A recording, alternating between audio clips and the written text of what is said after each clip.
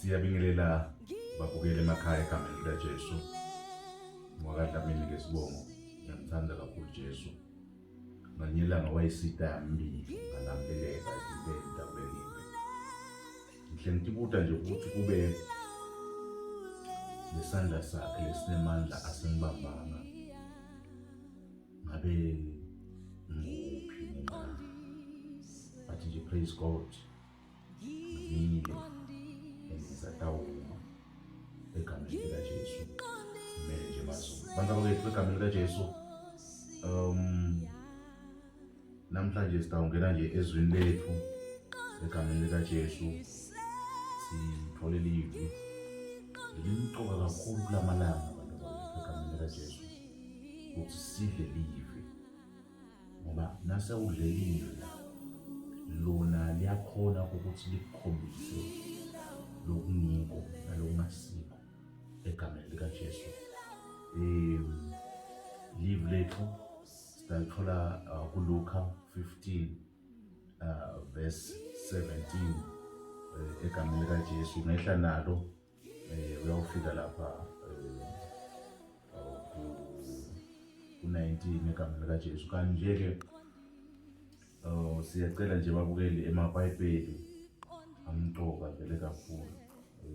Amqoka kakhulu ukuthi sonke sibe nawo ukuthi lesikukhulumako naleli sikufunzayo nawo ukuconfirm egameni likaJesu. Ngicela nje ukunifundzela babukeli but ungayicala lapha, icala ku11 lenza icala ku11 wehle nayo uyofika khona egameni likaJesu. Into khona ukuyi-understand ngoba sokumqoka ukuthi u-understand egameni likaJesu ukuthi uNkulunkulu bekathini nakathi egameni likaJesu. Bazalwane, ngitawufunza nje ngekusheshisa 17, 18, 19 only.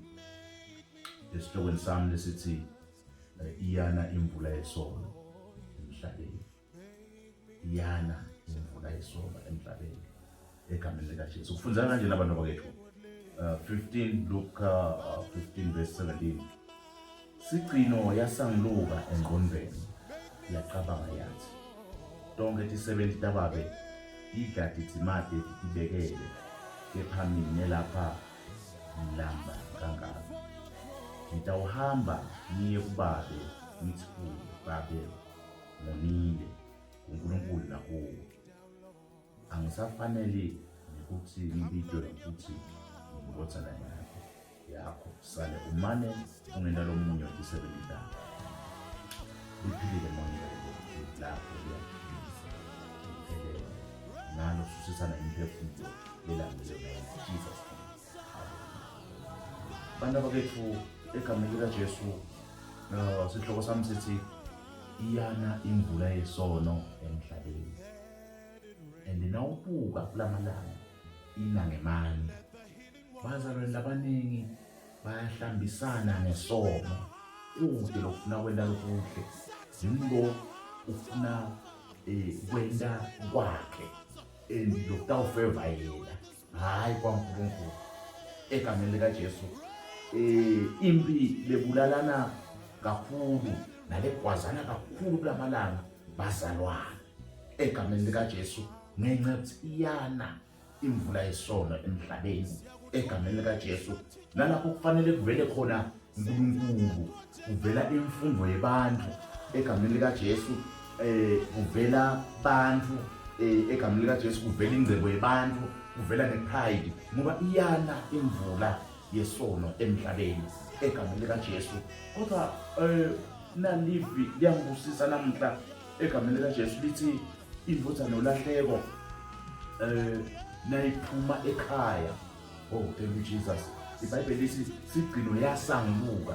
Ngalawo magama imvutha nolahleko yayigula egameni likaJesu. Lo mfana lo bekagula, sifo sokuqala lesimbona ngaso ukuthi wayegula kulokuthi amncane acele lifa akhona lo mzamo.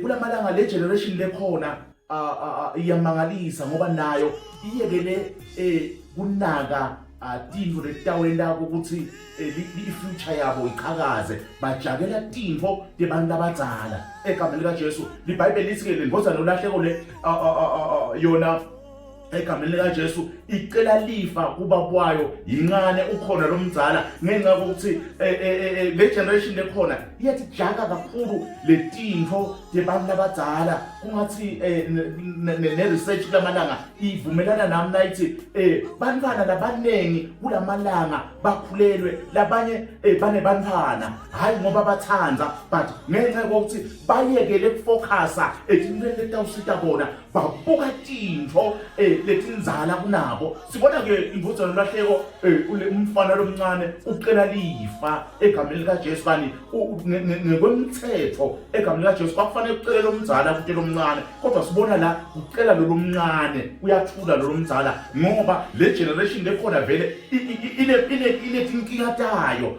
kuthi noma siyithume esikolweni sithi ayawufunza ibuye nema results lanemehlo egameni likaJesu. Ndawuthi namhlanje bantu bakethu iyana imvula yesona emhlabeni sidzinga abantu egameni likaJesu labatawusanguluka tintfo batibone ngemehlo aNkulunkulu egameni likaJesu.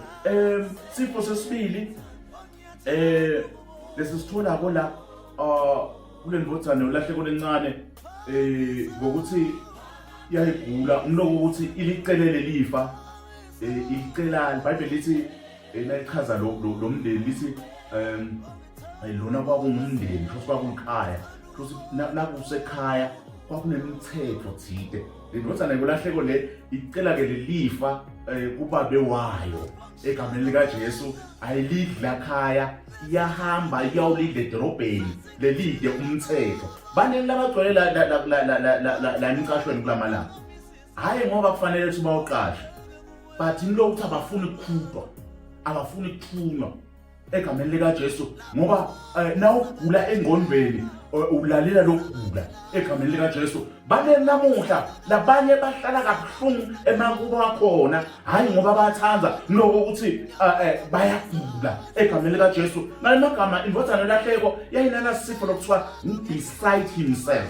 lesifo lesikwenda kube yi-2 in 1 egameni likaJesu. But namhla nokunxusa mbukele ekhaya nokunxusa mzalwane wami ukuthi nawungathi inkosi uthalaze ukuthi Nkosi ngende ngisanguke engqondweni kude ngibuyele ekhaya ngoba lelifa lebuchophi bakho litawuphela la ukhethe khona. Lelifa lebujaha bakho lolisebenzisa kabi uhamba ugawula tonke tihlahla litawuphela. Lelifa leligugu lakho lohamba unika wonke umuntu litawuphela and the day liphela engitawuphela sowude nematinyo ngoba sono siyatakhela khehla. Nokucela namhla mbukele ekhaya egameni likaJesu ukuthi buyela ekhaya egameni likaJesu uyakudzinga uNkulunkulu egameni likaJesu. But ungangabuyela ekhaya kungathi bongaqala ukuthi Nkosi nende ingqondo yami isanguluke. iBhayibheli ke la lithi sigcino yasanguluka engqondweni. Ngalemagama yaphuma iphathekile nayiphuma ekhaya ngoba bangani lababi bonakalisa ukusikhatha okuhle egameni likaJesu. So uphumile ekhaya utafika uthole bangani labangakwadi labangakuthanzi kodwa labatakuthanzela likhiki lakho bakuthanzele imali yakho yokuthi unemali nayiphela batawuqhubeka bangakwadi ngoba vele bebangakwadi egameni likaJesu. Namuhla lokone inkolo yethu yadalitheka kangaka lokone namhla tintfo tabheke endasi noma ngabe bekufanele tingabheke endasi ngokuthi siphuma emakhaya asingakasitholi nesibusiso. Siphuma emakhaya ngoba sifuna kuyawuphilela, siphuma emakhaya kungakashiwo lutho ngoba emagama emntalo wakho nawo anemandla empilweni yakho egameni likaJesu. Ngifuna ukuthi namhlanje egameni likaJesu seyiphumile indvodzana yolahleko seyifikile edolobheni kuthiwa iBhayibheli lithi yadla lelifa laphela lesina seliphelile yakhumbula ekhaya egameni likaJesu. Ngithi namhlanje lo wami sanguluka engqondweni, sanguluka engqondweni. iBhayibheli lithi nayiphila lifa yabe siyacabanga ngoba nawugula awukhona ukucabanga. iBhayibheli lithi ke yacabanga yathi ekhaya kithi babe unethi 70 tiyadla kuze kusale kungaba njani manje kumile ekhaya ngoba angeke ukhona ukuqaba ngathi into letinhle usagula egameni lika Jesu wena you need uNkulunkulu empilweni yakho longakhona namhlanje kusamlukisa lengqondo yakho egameni lika Jesu la ukhona khona nyalo bakubita ngelibhoza la ukhona khona bakubita ngabhuti madlisa la khona khona nyalo konke kwakho konke usikhokho labanye bathi usikhokho ifoundation yelipapa nawuthi mine sangiluka emqondweni wakho ngoba uyakudinga uNkulunkulu udinga umsebentele ngebuqotho bonke basezulwini namhla egameni lika Jesu iBhayibheli lithi le ndodzana yolahleko seyiphumile ekhaya iyalidla lelifa ilidla nebangani balo egameni lika Jesu bangani lababi bonakalisa ukusiphatha okuhle lokwende namuhla bazalwane nabaningi bangena enkingeni lo myese ovula iministry abengafanele avule iministry uye mwebangane bale namuhla lo myebe kashadile akhwele sithabathaba useshile ngenxa yebangane bale namuhla lebe kufanele ukuthi bafunze baphathe lelive babe bominister but angeke kwendeke lokho kugcina kulanzwa lo muntu wemajobo khona lapha awufakwa lapha esikhundleni ngesizathu sokuthi wena wadlala ngesikhathi sakho unikiwe namhla egameni lika Jesu nokucela sihlobo sami ekhaya ukuthi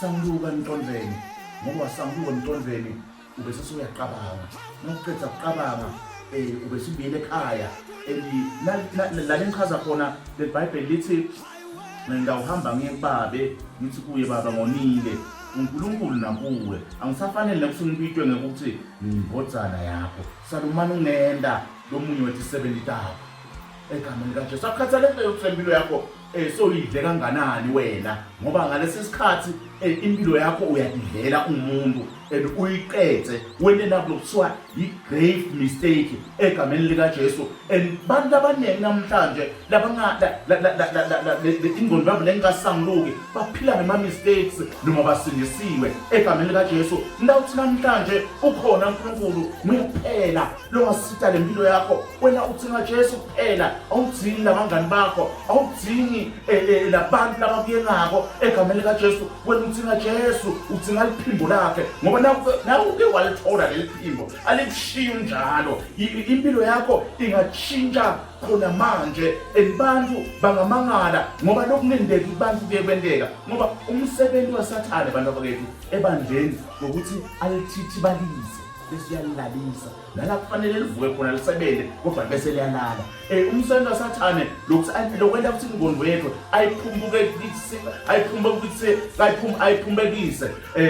kangaka nokuthi ufuna lokuthi sibe bothithibala kungabonakali ukuthi sibhekephi siyaphi ngoba uma sikhona abantu abakethu kunema results lekufanele siwaphathe kunetinto lekufanele sikhombe kufanele ukuthi sibe netimoto sibe netinto letinhle tindlu ngaphandle kwemali kodwa ngeke ukholwa but namhla angeke kuzokwendeke ngaloko ngenxa yokuthi bantu abaningi bazalwane abaningi bayagula egameni lika Jesu bayagula babona ukuthi bayagula labanye bakhona abafuni ukutshelwa abafuni ukukhutshwa abafuni ukuboniswa wamboniswa uhambile egameni lika Jesu but ngicela namhlanje kokufuna uJesu longakhona yena yedwa usamlukisa ingqondo yakho ukhona ukuqabanga ngefuture yakho namhla ukhona ukuqabanga ngefuture yakho egameni lika Jesu ngenxa yokuthi uyagula uphathekile awutiboni ukuthi uyagula egameni lika Jesu wena ucabanga ukuthi uphilile nawe uJesu namhlanje angayisita impilo yakho egameni lika Jesu ngoba waqala ukuqabanga ube sesowuyathi ukuthi konke akukho ngawe egameni lika Jesu manje namhla egameni lika Jesu emabandla lesiwabonile avuka akhiwa sabona futhi emaministry lamanye egameni lika Jesu nawo avela egameni lika Jesu sibona kuyabonakala ukuthi uNkulunkulu is at work but now ufaka lama hastela kamoya uyahlola kahle uyabona ukuthi akusibona kubitwa lo akusilona libito labanye lidumo labanye disutabo egameni lika Jesu ngoba kudume ukuthi bafundisi badla kakhulu umnikelo egameni likaJesu manje siyafisa egameni likaJesu kudla lomnikelo manje asitholi kodwa sisebenza kakhulu egameni likaJesu nomusa namhla isitholo sami ukuthi khona uNkulunkulu namhla angakusita egameni likaJesu nawe namhla angakwentela umusa egameni likaJesu nawe namuhla ungaba ngumuntu ebantwini egameni likaJesu ngoba yena wamukela waqala ukucabanga lengqondo yabuya esimeni tinto lotendako tiyasounda tiyaphila inqumo lokuthathako tiyabonakala ukuthi thethwa ngumuntu lona uNkulunkulu ngoba kuyamangalisa kulamalanga tinto letendekako letentiwa nabantu labathi basindisiwe letentiwa nabantu labathi bahamba nalengadangada egameni likaJesu namhla levangeli kungathi besingeke salibeke emlonyeni kodwa singaliphila lingaba semlonyeni nasetentweni egameni likaJesu ngoba kulamalanga siliphethe kakhulu emlonyeni kodwa etentweni alikho egameni likaJesu lokucelela mina isihlobo sami namhlanje ukuthi thandaza uthi Nkosi mana ungisite egameni likaJesu samukela ingqondo yami ngiyagula kungabe ngingekho nasekhaya ngiyagula kungabe ngingekho na kule ministry uNkulunkulu lebekangethembe kuyo ukuthi kufanele ukuthi ngibe khona ngoba uNkulunkulu wonke umuntu umbekele iministry yakhe lethite emhlabeni but inkinga lekhona bazana bakhona ukuhlala kanti uthi Davide ngiyawuhlala endlini kaJehova angize ngithole konke but laba namuhla bangathola lokuncane bayahamba ungathi nalokuthi bayapi egameni likaJesu namhla ngifuna ukumemethela Jesu yena yedwa lokhona kusita impilo yomuntu ibiyele esimeni noma ngabe lo muntu yena sowutibona sekasibotho yena athibona sekuphelile ngaye kodwa lo nkulunkulu usikafika lesandla lesinemandla nasimthinza egameni likaJesu ngichinta tonke tinto you turn around this now egameni likaJesu nephela uNkulunkulu longakusita kulesimo lobhekene naso uNkulunkulu kuphela longakhokha lomgodzo uthi ngenise kuwo egameni likaJesu ngoba lo mhlaba lo ngisengakhaza ukuthi ulethi igodzi nawe utawunyathela kabi utawushobela singaphindisi ukubone egameni likaJesu nomusa namhlanje ukuthi ecela uNkulunkulu ukuthi afsangulise le ngqondo yakho uthi khona ukucabanga iBhayibheli naku la sengawuthandaza egameni likaJesu la nimbusisa khona isilembozana olahleko iyahamba yathi awu sengiyele ekhaya kodwa nakhona hayi ukuthi ayikhumbule bakwayo kodwa egameni likaJesu yayibulawa indlala la ikhona so yathi hayi manje kuyadliwa ekhaya egameni likaJesu kuyadliwa ekhaya enikhumbula lokho kodwa lifa angathi lifa lakho alikapheli egameni likaJesu angathi lifa lakho ulidlaphathise kanganani lidliwe nabantu ongabathi egameni likaJesu banengibanda namhla labane bantwana labangabathi besho ngabani ngokuthi wagcina ajabulise bani egameni likaJesu ngenxa yokuthi lelifa labanye lenda lethingqondo vele tife egameni likaJesu kodwa siyambonga uNkulunkulu lo wakhona kusangulukisa na indvodzana yolahleko yona leBhayibheli lithi uNkulunkulu wayikhumbula nathi iBhayibheli sigcino yasanguluka ngiyathandaza kungathi nawe egcineni ungasanguluka utokhona ucabange ngaNkulunkulu ucabange nganabantwana egameni likaJesu labangondliwa ucabange nabantwana lwabashiya lekhakini egameni likaJesu nangu Jesu namhlanje angakwendela umusa iBhayibheli lithi ke lo mfana lo egameni likaJesu wabe sevele uyasuka uya ekhaya egameni likaJesu nakafika ekhaya legama lelithi babe ngonile uNkulunkulu angisafanele ukuthi ngibitwe nokuthi ngindvodzana yakho salumane ungenda lisho ukuthi ngicela manje umukele kabusha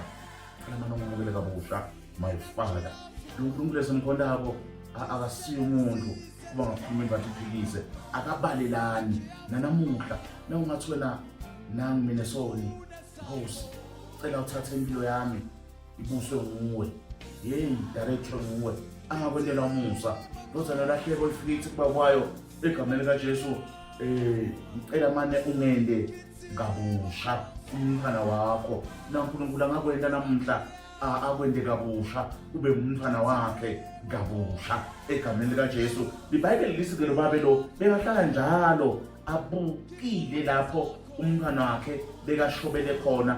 Bible lithi one day wathi ubuka endasi wambona umntwana wakhe egameni lika Jesu, engiyambona ngemehlo engqondo, asekambonile, asengikayi kuye.